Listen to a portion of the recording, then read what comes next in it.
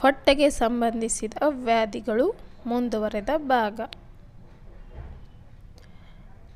ನೆಲ್ಲಿಕಾಯಿ ಎಲೆಗಳ ಕಷಾಯ ತಯಾರಿಸಿಕೊಂಡು ಬಾಯಿ ಮುಕ್ಕಳಿಸುತ್ತಿದ್ದರೆ ಹೊಟ್ಟೆ ಹುಣ್ಣು ದೂರವಾಗುವುದು.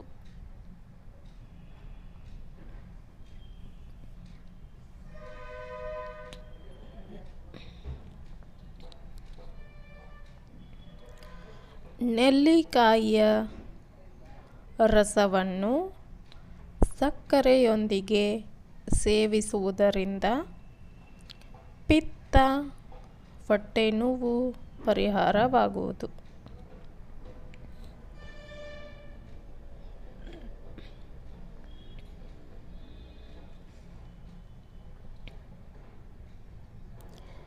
ನೆಲ್ಲಿಕಾಯಿಯನ್ನು ನಿತ್ಯವೂ ಬಳಸುವುದರಿಂದ ಕೂದಲು ಉದುರುವಿಕೆ, ಕೂದಲು ನೆರೆಯುವಿಕೆ ಮತ್ತು ಕ್ಷಯ ಹಾಗೂ ಉಬ್ಬಸ ರೋಗಗಳಲ್ಲಿ ಗುಣ ಕಂಡು ಬರುವುದು.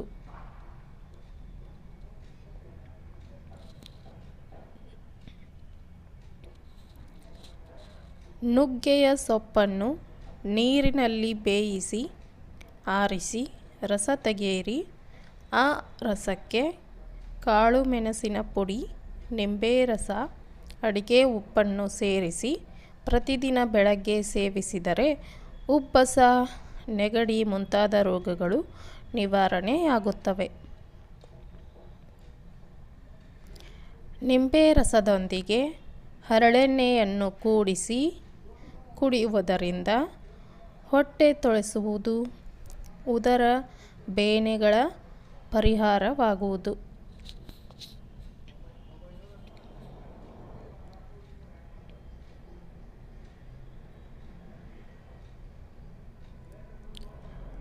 ಅನಾನಸ್ ಹಣ್ಣಿನ ಶರಬತ್ತು ಮತ್ತು ಅನಾನಸ್ ಗೊಜ್ಜನ್ನು ಸೇವಿಸುವುದರಿಂದ ದೇಹಕ್ಕೆ ತಂಪು ಉಂಟಾಗುತ್ತದೆ, ಉತ್ತಮವಾಗಿ ಆಹಾರ ಪಚನವಾಗುತ್ತದೆ, ಹೊಟ್ಟೆಯಲ್ಲಿ ಉಂಟಾಗುವ ಉರಿ ಮತ್ತು ಸಂಕಟ ನಿವಾರಣೆಯಾಗಿ ದೇಹಕ್ಕೆ ಆರಾಮವೆನಿಸುತ್ತದೆ. ಓಮಿನ ಕಾಳಿನ ಕಷಾಯ ತಯಾರಿಸಿ ಅದಕ್ಕೆ 1 ಚಿಟಿಕೆ ಅಡುಗೆ ಸೋಡಾ ಬೆರೆಸಿ ಮಕ್ಕಳಿಗೆ ಕುಡಿಸುವುದರಿಂದ ಅಜೀರ್ಣದ ಹೊಟ್ಟೆಯುಬ್ಬರ ನಿವಾರಣೆಯಾಗುವುದು.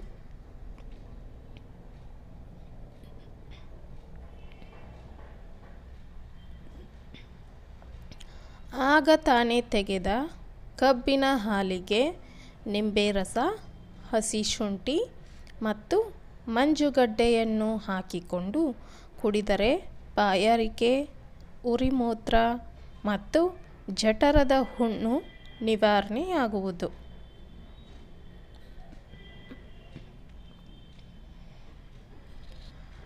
ಟೊಮೆಟೊ ಹಣ್ಣಿನ ರಸಕ್ಕೆ ಗ್ಲೂಕೋಸ್ ಹಾಕಿಕೊಂಡು ಬೇಸಿಗೆಯಲ್ಲಿ ಸೇವಿಸುವುದರಿಂದ ಮಾನಸಿಕ ಮತ್ತು ಶಾರೀರಿಕ ಬಳಲಿಕೆ ದೂರವಾಗುವುದು. ಆಲಸ್ಯ, ಆಯಾಸ, ಕರುಳಿಗೆ ಸಂಬಂಧಿಸಿದ ರೋಗಗಳು ದೂರವಾಗಿ ಹೊಸ ಚೈತನ್ಯ ತುಂಬಿಕೊಳ್ಳುವುದು.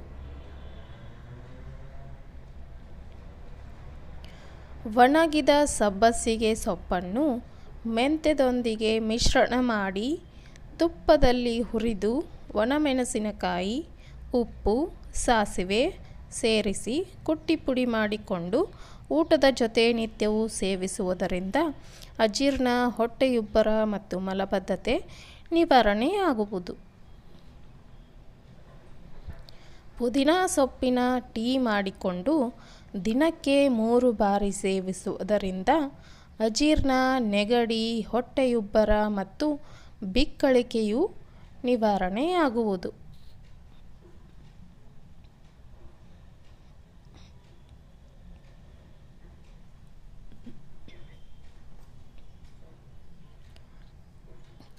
ಪರಂಗಿಕಾಯಿಯನ್ನು ಸಕ್ಕರೆಯೊಂದಿಗೆ ತಿನ್ನುವುದರಿಂದ ಹೊಟ್ಟೆಯಲ್ಲಿರುವ ಜಂತು ಹುಳುಗಳು ಸತ್ತು ಹೋಗಿ ಮೂತ್ರದ ಮೂಲಕ ಹೊರಬೀಳುತ್ತವೆ.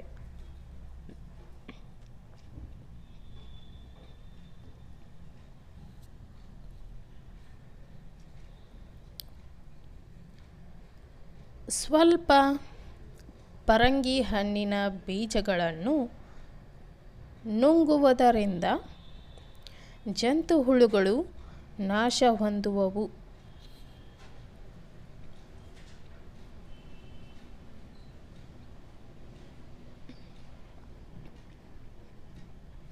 ಮುಂದಿನ ವಿಡಿಯೋದೊಂದಿಗೆ ಸಿಗೋಣ. ಧನ್ಯವಾದಗಳು.